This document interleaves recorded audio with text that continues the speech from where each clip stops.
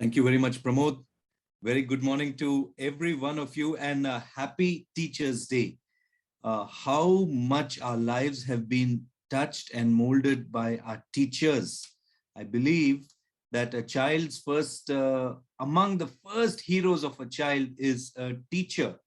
And they role play teachers. Even I've seen young children role playing. I'm the teacher, you sit and listen to me. What a blessed profession it is. I come from a teacher's family too. Both my father and mother are teachers. And it's been pros and cons because it's tough to be a student in the school where your parents are teachers. But on the whole, it's a marvelous blessing to be a teacher. And I'm seeing the gratitude that flows from students through an entire lifetime to their teachers. I'm planning to meet some of my favorite teachers today, and I'm really excited about that. Soon after church, I'll be going in that. But today, the topic is something much more depressing because it is about divisiveness. It is about division. We have all, we have to admit that we have experienced division in our lives. There's no one here who has not experienced division. About 7 years ago, yes, that's when our state was divided, and it was quite a lot of controversy during that time. And in fact, the pangs of that division have not yet stopped because we are still fighting over the Krishna River. And there are things that are yet unresolved. Divisions affect us for a lifetime. And I've personally experienced, I don't want to really go into the semantics of it, but I've experienced a division of a church. Sheila and I, we went through somewhere kind of in between of a division of very popular church in our city. And it was painful because the players in the drama were all known to us. Some people have experienced divisions in the family. I am sorry for even raising this up, but there is a lot of pain in that. A whole lot of agitation happens when division occurs. I don't want you to raise your hand or say who of you have experienced that division. Some of you may be experiencing that right now.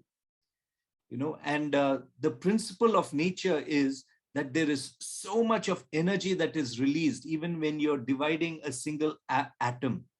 So there is so much of energy packed in unity, which is released sometimes in a destructive way when division happens. So that is a very painful thing. And I want to just bring to your notice now that in Genesis chapter 35, when, that whole night Jacob was wrestling with God, and then God gave him this name, Israel. And from Genesis 35 onwards, Israel and his children, the 12 tribes of Israel, began to mean a very holy meaning when you said the children of Israel. And that meaning continued through their sojourn in Egypt. Even though they were slaves, they were the children of Israel. They had a dignity being the children of Israel. And then they were led off from Egypt in an exodus that lasted more than 40 years in a very dramatic way. They were still the children of Israel. And then the period of the judges, and then the period of the kings, Saul and David and Solomon. And finally, in 1 Kings chapter 12, the meaning of Israel changed. For the first time, Israel did not become the 12 tribes of Israel, the children of Israel, the 12 tribes, but it became the northern kingdom, or the 10 tribes of Israel. And division happened, and it was very painful. But let's start the story from where we left off a couple of weeks ago. We left off with a lot of praise about Solomon, but towards the end of the thing, and we talked about Solomon's temple. And many of you, I thought that video was long, but many of you said, no, that video was very informative and useful. And I've had discussions with some of you who have done much more deep study than I have on First Kings and Second Kings and Chronicles, of course. And I got so much vital information from the discussion. And I'm hoping that some of our dear elders will also take up one of the kings and talk about it. I don't want it to be only me. But let's collect the story from First Kings chapter 11 now. The portion for this message is covering 5 chapters, First Kings chapter 11 to 14. So keep that as a portion. And hopefully, I have not yet requested, but I'm requesting publicly if Jemima can have a quiz on First Kings 11:14. Those of you who won the quiz last time, your prizes are there. They will be given when the church opens. Why didn't we open today? To be honest, we needed to have a complete dry run.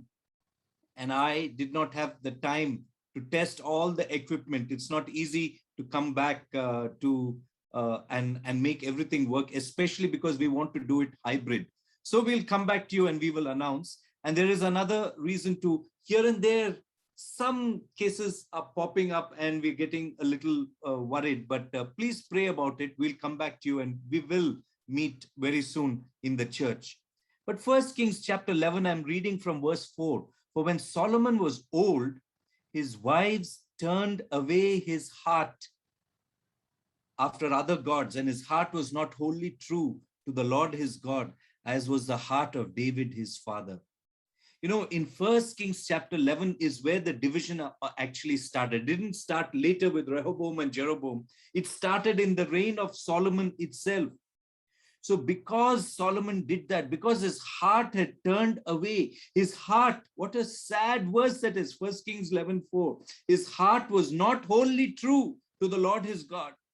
You know, the Lord our God is a jealous God. He wants a complete devotion. He does not want to share space with many other affections in our life.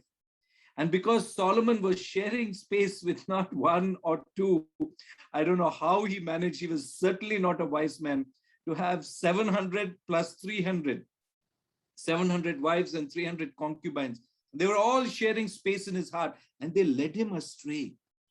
The same person who built the temple also built shrines for all these other gods, Molech and Ashtoreth, and it was really, really distressing. So the cracks started happening in First Kings chapter 11 itself. And in the south, it says that God had raised up oppositions. Hadad the Edomite, who came against Solomon and of course had to run away to Egypt. And then Rezon, the son of Eliada, who was ran away to Damascus. Both these people came back again to trouble Solomon. But the main trouble came from a person whom Solomon had appointed. You know, Solomon had built some spectacular monuments. We were discussing the temple, isn't it? It was fantastic. In my opinion, it was much more grand and fantastic and intricate in its the skilled work that happened there and the gold, etc.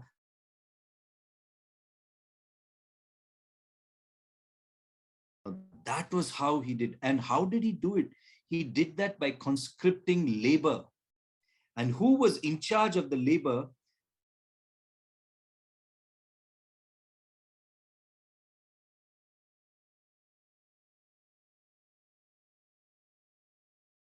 By a single mother. A video. I am getting a message saying that I'm breaking. Nothing that I can do about it, but I hope if I go off completely, then you can call on my cell phone. But sorry, there's nothing that I can do about it. Just pray that things work out. These things are so complicated. Okay. So, and talking about breaking and division, and I myself am breaking. Thank you, Pramod. He says it's okay now. Sorry for the bad experience, but let's go on. Let's just dive into this. This person, Jeroboam, was appointed by Solomon. How many times it happens like that, you know, even in divisions, that the persons who you choose, who are maybe reporting into you at some time or something like that, or your own kin, the persons whom you have blessed, they turn against you. And then the very sad division occurred. But Jeroboam was very hardworking, very responsible leader. But Solomon probably grew jealous of his influence, and because of the dependency on him. And then Solomon actually, sought to kill Jeroboam. Since when did this wise Solomon started handling things in this way, trying to kill someone who was a threat to him? And then Jeroboam arose and fled to Egypt. That's what it says in 11th chapter, verse 40. Now, the sad thing is, there's a beautiful incident. We all know that, right? In 1 Kings chapter 3, Solomon wisely understands the heart of the mother. He knows, he predicts the heart of the mother, and he says, if I say that we will cut this baby in half, then the true mother who has a true heart for this child will come out into the open and will say, no, don't do that. Don't do that. I'd rather see this as a whole than divided. And in this case, divided in a child would be a lack of, no more life. The life would be shattered. A false mother did not even understand this, was okay with two pieces. But a true mother knew that these two pieces are not one. These two pieces cannot be added and made one again, because once divided, it is shattered. Life itself has escaped. That's what the true mother understood. And Solomon understood this. Solomon, with his very sharp insight, knew that the true mother will be revealed by the heart of the true mother, the heart that does not accept division. And by the way, Paul in Corinthians and in several other places actually gives the analogy of the human body, that a body cannot be divided against itself. A body is a picture of unity, and this picture of unity, Jesus himself said that a house divided against itself will fall. When Solomon could understand this, my question today is, then why does he allow the kingdom to be divided? In verse 11, God says, chapter 11, verse 11, if you can keep that open in front of you, please. God says, I will surely tear the kingdom away from you and give it to your servant. I will surely tear the kingdom away from you and give it to your servant. And then in 12, God seems to change his mind a little bit. Yet for the sake of David, your father, I will not do it in your days, but I will tear it out of the hand of your son. And then in verse 13, God seems to change his mind even further. However, I will not tear away all the kingdoms, but I will give one tribe to your son. Thank you so much, Pramod, for putting it up there. So you see 11, 12, 13, you can see God himself changing. Is God so flexible? Is God so uncertain? No, God is so full of compassion. And sometimes I feel that God's compassion is greater than God's sense of justice. God's justice is there, but very often, even on the cross, the compassion overrides the justice. There is another place where God seems to keep changing his mind. In Genesis chapter 18, verses 22 to 33, Abraham is asking God there, he's negotiating, he's pleading, he is interceding. That's where the whole word interceding came. He's pleading with God. And God has already revealed to his favorite child, Abraham, that he's going to go and destroy Sodom and Gomorrah. And Abraham didn't say, serves them right, they're evil. No, he's pleading, he's interceding. Very often we say, oh, God is punishing that person, God is punishing that person, and we seem to enjoy it. But God does not enjoy doing that thing. And God is looking for people who will intercede with him. So Abraham said, suppose, God, there are 50 righteous people in the city. Will you still please want to destroy? And God says, okay, Abraham, for 50 righteous people, I will not destroy that city. I will preserve that city, because righteous people are like the salt of the earth. Then Abraham says, for 45, God, you agreed for 50. Suppose 5 people less, from that number, will you still, God says, okay, I will not destroy for 45. Abraham says, Lord, what about 40? God says, okay, I will not destroy for 40. What about 30, oh God? God, if I can be a little bold, if you can allow me to be bold, suppose there are 20 righteous people, will you still destroy that city? And then Abraham says, and they stop at that. So Abraham asks, Lord, this is my final request. 10 righteous people. For 10 righteous people, will you destroy Solomon? God agrees. And Sodom and Gomorrah are destroyed because there were not even 10 righteous people there. There were not even 10 righteous people. But we see that God is willing to negotiate. God is willing to go back on his words. Jonah did not like it, but God's compassion is greater than God's justice. And now I'm just going to talk to you about 3 sets of people who could have saved the division. And we're looking at these 3 sets of people, and all this entire story is between 1 Kings chapter 11 and 1 Kings chapter 14. This entire story is there. 3 sets of people who could have saved the division. And when we are looking at their story, I want you to understand what causes division amongst us. What is it that causes division?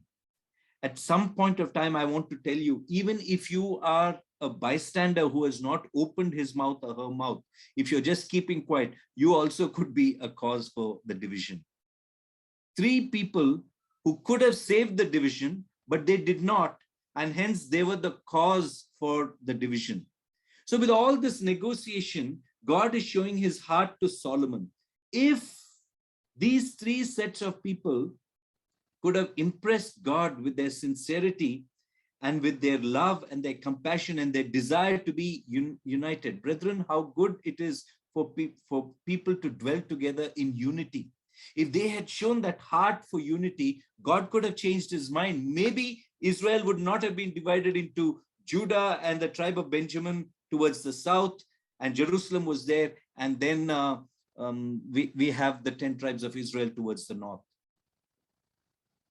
So the first set of people, you can see them there in chapter 12, verse 4. If you can open chapter 12, verse 4, all the assembly of Israel, it says in verse 3, it says, chapter 12, verse 3, if you can put it up, it will be fine, Pramod. It says that Jeroboam and all the assembly of Israel, and you can move now to verse 4, they came to Rehoboam, who was the son of Solomon, and they said, your father put a heavy yoke on us, but now lighten the harsh labor and the heavy yoke he put on us, and we will serve you. Now, I just want to present before you that the first set of people are the assembly of Israel. They themselves could have saved the division. Why? You're saying, no, you're misinterpreting the verse. They didn't come and say that the kingdom should be divided. They didn't have that in their mind. They just wanted that heavy yoke that was put on them to be removed. What was this heavy yoke? This heavy yoke was very legitimate. So you can definitely contend with me that I'm wrong in my interpretation. But allow me 2 minutes. Don't stop me like Arnab Goswami. Just allow me to complete what I'm saying. Okay, don't judge me immediately. So these people, Solomon had got some spectacular building projects going. The temple of Jerusalem, spectacular building project. And then his own palace, which took double the time to build. And then Solomon built many other things, gardens and promenades and the whole city.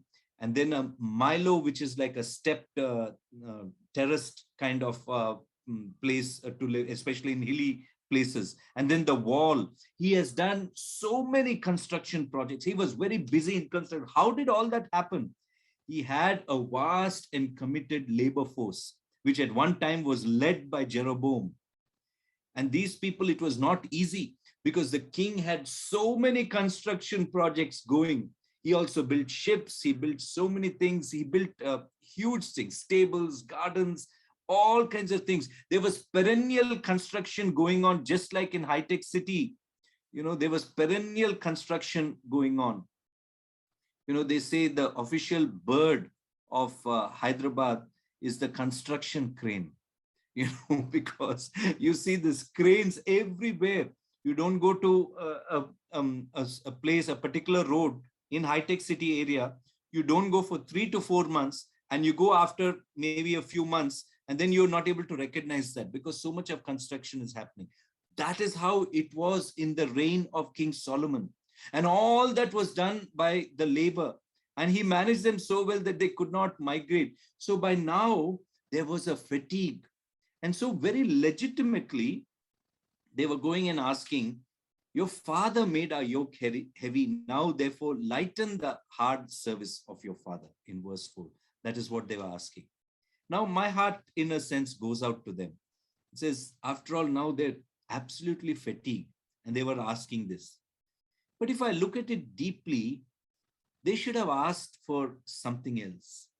If they were truly the children of Israel, the one who knew the promises that God has given them, if they knew that, that if they knew that, they would have been asking differently, because they also saw, as much as they were tired from all their labor, they also saw that the high spiritual standards that happened when King David was ruling. King David did a lot of wrong, but he always came back to God.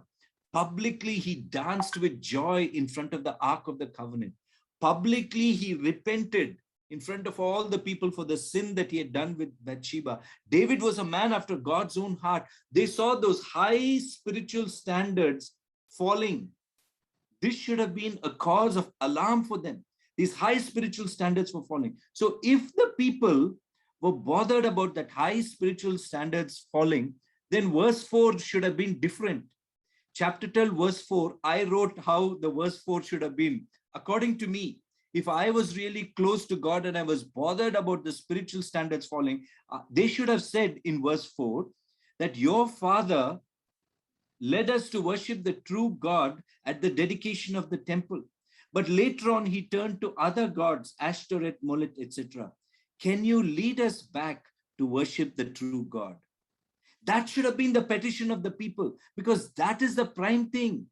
The most important thing, the first commandment is that the Lord our God is one. I mean, we should love the Lord our God with all our soul and all our might and all our strength. So that should have been the thing. Can you lead us back to worship the true God? But what did they ask? Can you reduce the yoke on us? Can you reduce our work and reduce our taxes? That's something even today, as a human resource person, I say everyone wants less work and more pay. That is, in a sense, very looking at yourself and not looking at the larger picture. So I would say that the people who could have saved the division are the entire assembly of Israel, number one. It is said that, that every set of people get the government they deserve.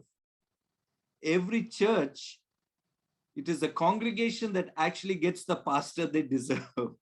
Because sometimes the congregation determines what should be the role of the pastor. Some people in their heart think, see, we don't want you to enter too close in our life. Don't make us accountable in any way. Just be there for our functions. Just play an administrative role. Don't come back and talk about something that we should change in our life. We have not given you that kind of an authority or a permission. And so it's the people who determine the ruler sometimes. And these people should have realized that it is time for repentance, because God was a God of all these people. In 2 Chronicles 7th chapter 14th, it's a very famous verse, and I request you to kindly mark that verse and memorize this verse, because this verse will be going throughout our study of the books of Kings. 2 Chronicles 7:14.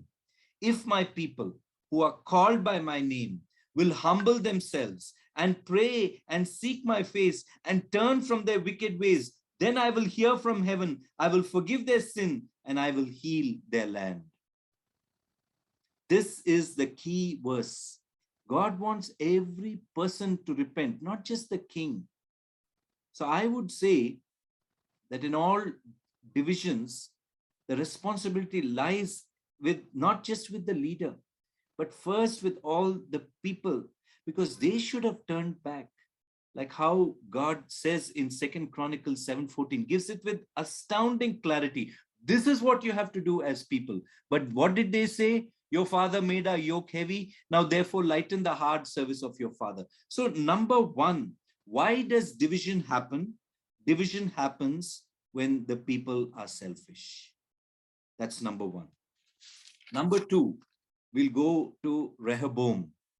Rehoboam was a young man. And when Jeroboam and all the assembly of Israel approached him, he had a good suggestion. It was a good suggestion. He said, you come after 3 days, give me 3 days, I will look into your petition. And in these 3 days, he seemed to have done something right. He first asked the older people for counsel, those who experienced to a large extent, especially the early days of the manifestation of God's wisdom through their King Solomon. Some of them may have seen also David. And these older people advised him very well and said, listen to them, talk to them, and, work out things with them, honor them, respect these people. But he also went to his younger men for counsel. And there they gave him a totally different counsel. Now, in verse 14, chapter 12, verse 14, this is how Rehoboam, finally on the third day, they come back. He says, go back, don't even camp there. And that was a wise thing he did. Go back and give me space to listen to my counsel. Sometimes you can't make people go back. If you have, there's a particular chief minister of Delhi state who just stayed in the house uninvited of the governor of that state, the lieutenant governor of that state. You all know that incident. And sometimes we have these dharnas, we stage in protests, etc., where they don't go back. But he diffused it very well. And he said, go back and come back. But they came back on the third day. By that time, Rehoboam took the counsel of the old men and the young men, but he didn't take the counsel of God. At least it is not recorded there. He didn't, like how his grandfather David would have done, fall at God's feet and seek the wisdom. And to a large extent, what his father would have done. He didn't learn that part.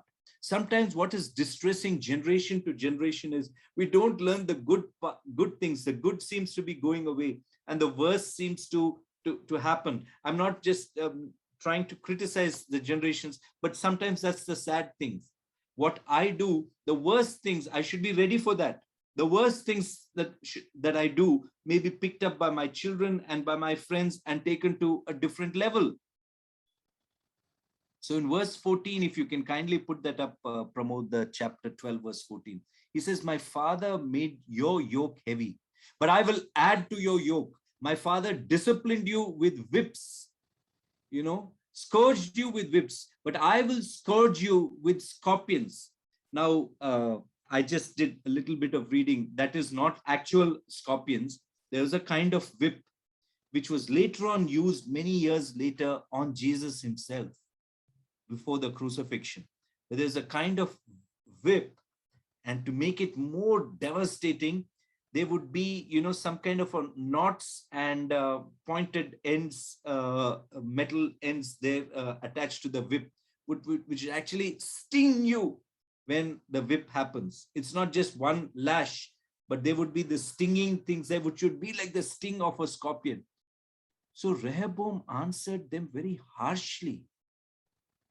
That's what it says, that the king answered them harshly. How important our tone is, isn't it? Sometimes, even if you're giving a tough message, you can always give it with a nice tone. Sometimes we feel that it is our right to answer with a harsh tone. I want to tell you very humbly, and this is from the wisdom of Solomon, a gentle answer turns away wrath, but a harsh word stirs up dissension. A gentle answer turns away wrath. I want to think of the situations when you use a harsh tone. You think it is good to use a harsh tone. You can have a tough message, but never in any situation is a harsh tone necessary. As children of God, we have no business to use a harsh tone. We have to respect the people. We have to have love, which is more important than the justice.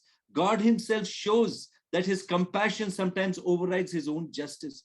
But we think sometimes we are greater than God. We says we have a right to use a harsh tone. Let me tell you frankly, no right to use a harsh tone. No situation. Think of any situation. You have no right to use a harsh tone. You have every right to deliver a tough message, but you have no right to use a harsh tone. This harsh tone itself put off the people. Rehoboam, the king, answered them harshly. When a person is already feeling bad, he should have talked to them with wisdom and sagacity like Solomon would have done, at least in his early days. But he answered them harshly. And verse 16, and when all Israel saw that the king did not listen to them, the people answered the king, what portion do we have in David? We have no inheritance in the son of Jesse. To your tents, O Israel. You know, he actually caused, and with his harsh words, he gave them, the impetus for this division. In verse 17, it says that Israel went to their tents, but Rehoboam reigned over the people of Israel who lived in the cities of Judah. So at that moment, it is when the division happened. Maybe if Rehoboam, I'm doing something dangerous here, please correct me before I drift and I become doctrinally wrong. But in my mind, I'm imagining how that verse could have been different. Like how chapter 12 verse 4 could have been different. The people could have said, let us worship the God. Can you lead us back to worship the true God? Here, it could have been much different. Rehoboam, think in your mind, how could, now we have the advantage of hindsight, and I praise God for the way the Bible gives all the follies and the foolishness of even the leaders.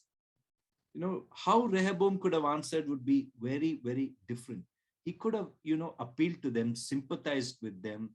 When we learn in management, and it's a Christian principle, when you're talking to people, even when you're giving feedback, even when you're giving a tough message, Crucial Conversations is a beautiful book that I have read. Use the sandwich principle, especially when you're giving a tough message. The sandwich is start with some appreciation, start with, telling them good things, and then tell them the areas where they need to improve. And then again, when you close this, don't leave them with that. Again, like a sandwich, again say, but overall, it was a great effort from your part. And there's so much hard work that you have done. Rehoboam could have used the sandwich principle in talking to them. You and I, many times in our life, we can use the sandwich principle instead of using harsh words, and which we have no business to use. I'm telling that again and again. You and I have no business to use harsh words. I'm saying it mostly to myself, because I know there are times when I'm compelled to read harsh words. Say harsh words. But let me come back to Rehoboam. How does division occur? When they are selfish people. How does division occur? When the leader is short-sighted, when there is no vision. I'll tell you why. Because one of the options that Rehoboam could have spoken to them, could have said, you did a great job. Look at the fruit of your labor. The temple, the palace, the gardens, the promenades, the meadows, the walls, and all the fantastic structures. All that was a work of your hands. God has enabled you. And then he could have given a vision and says, we already have all this. There may not be so much of labor required, largely in maintenance, but we can do this, we can do that, we can do that. A vision is necessary. Rehoboam had no vision. He just talked about how he will whip them. Is that what your vision is, O leader?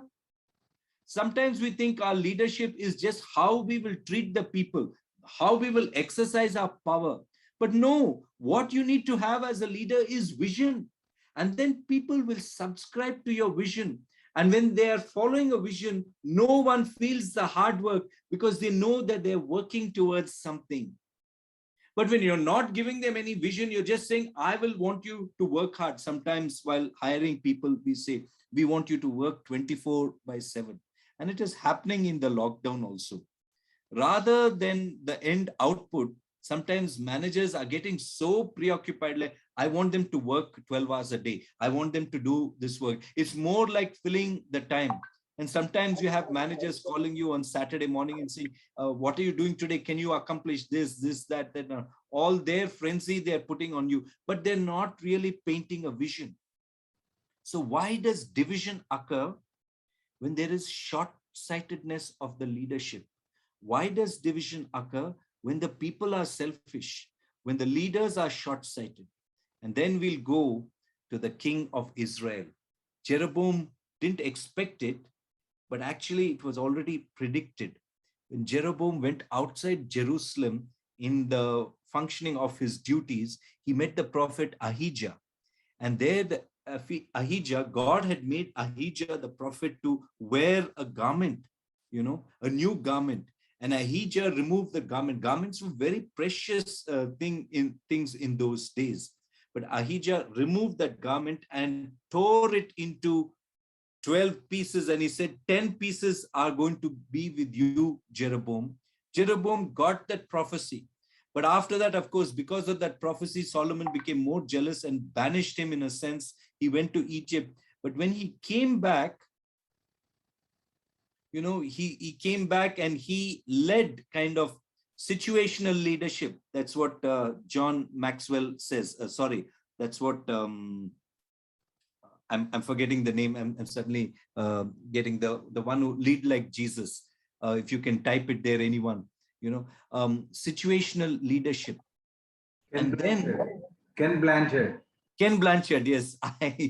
I use his name so much and I suddenly forgot who said that. Thank you very much.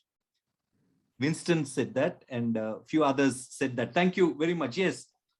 So, that situation, leadership was thrust upon Jeroboam. And Jeroboam was told, he did not want the people to go to Jerusalem later on. Some kind of a self-security aspect just crept into him. Jeroboam, even though in these circumstances he became a situational leader, he could have done it by surrendering himself to God, which is what David did, which is what, even for a sense, Saul did at the beginning. David did. Solomon did. Lord, give me wisdom to govern these people. But Jeroboam, even though God fulfilled his thing, very much a lot of parallels till the point he became king, a lot of parables in the life of Jeroboam and David.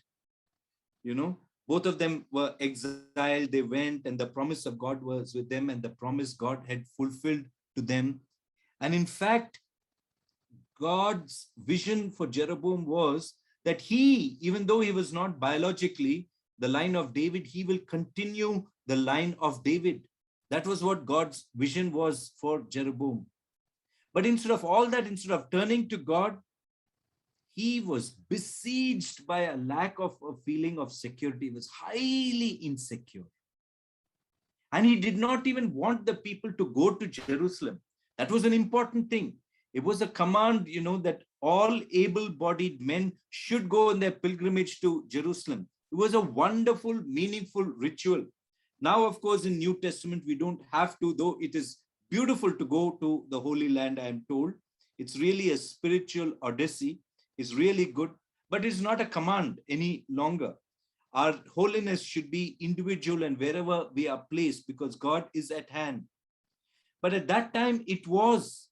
And he would rather, stop the people from worshiping God than his kingship to be frittered away. And so he said, I don't want people to go to Jerusalem. So what did he do?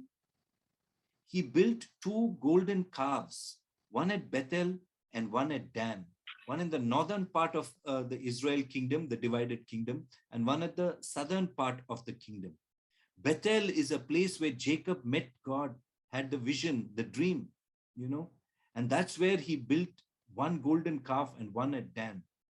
And in verse 28, it is very similar to verse of Exodus 32:4. You know what he said? Behold your gods, O Israel, who brought you up out of the land of Egypt.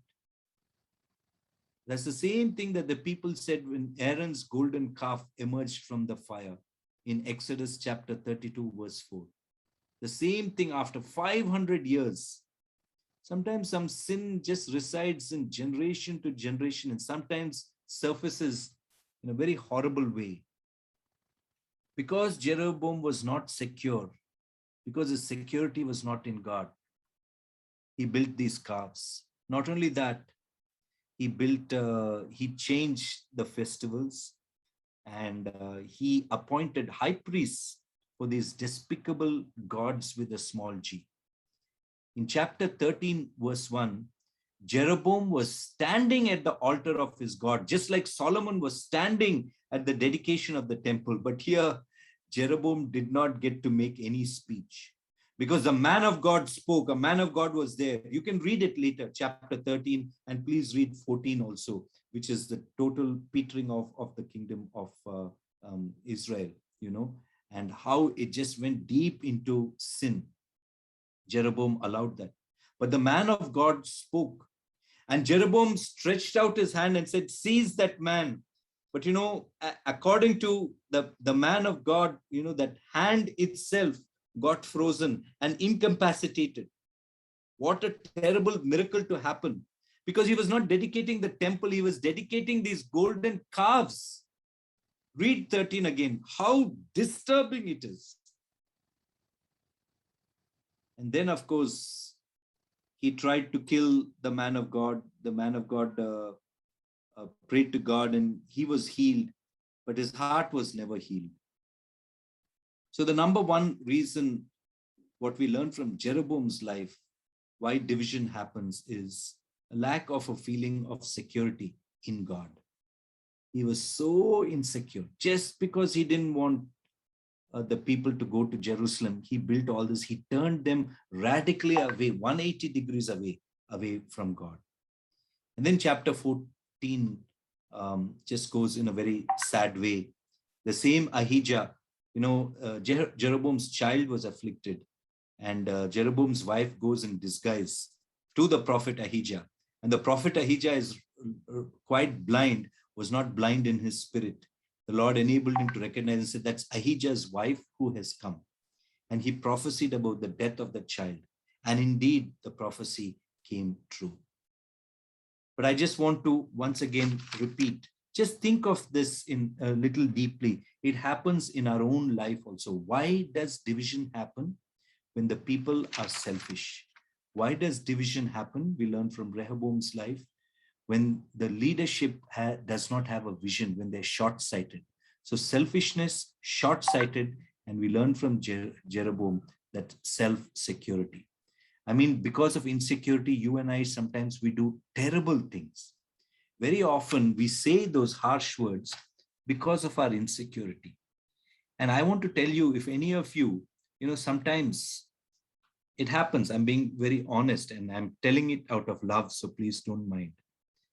If you're feeling insecure in your marriage, if you're feeling insecure in your family, if you're feeling insecure in your job, if you're feeling insecure anywhere else, the church or wherever, your security is in God.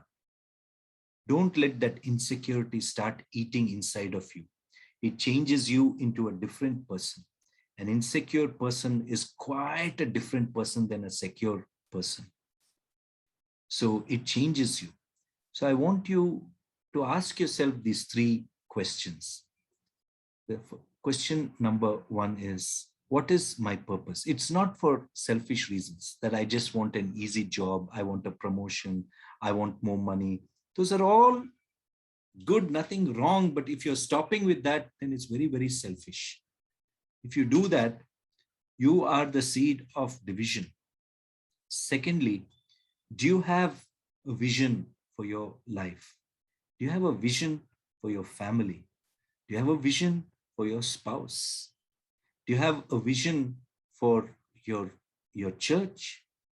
If you're not so caught up with that vision, then you will be caught up with the semantics rather than the syntactics.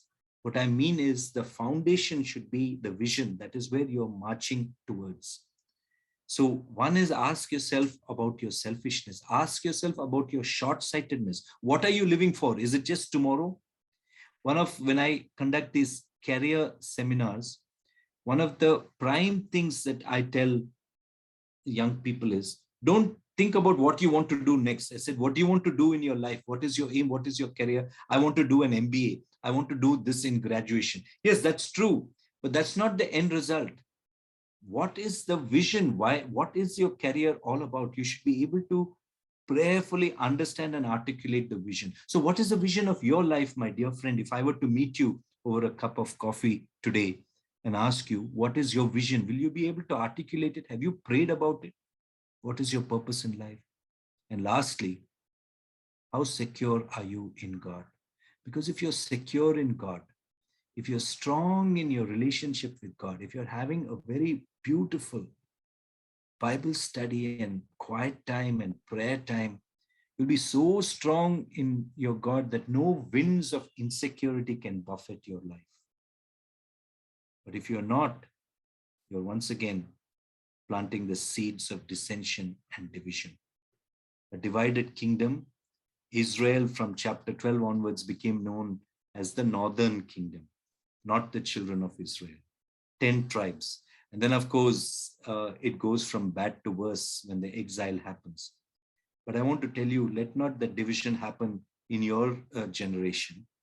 Whatever it is, I've heard recently one of my close friends having a distressing time where, because of property, the family is radically divided. Where there should have been love, there is so much of dissension. Let it not happen on your watch. Be like the heart of the mother that Solomon discovered. The child should not be divided. The family should not be divided. The church should not be divided. I'm willing to make sacrifices for that because I'm secure in God. May God bless you and make you people of unity rather than people of division. May God bless you with that kind of blessing. Let us pray. Loving God, I just want to pray for all my dear brothers and sisters. Let there be harbingers of peace. Let their feet be the feet that go and spread the gospel. Let them bring unity by willing to self-sacrifice rather than self-serve. And I pray that you would bless them and lead them. We ask all this in your most holy and precious name. Amen.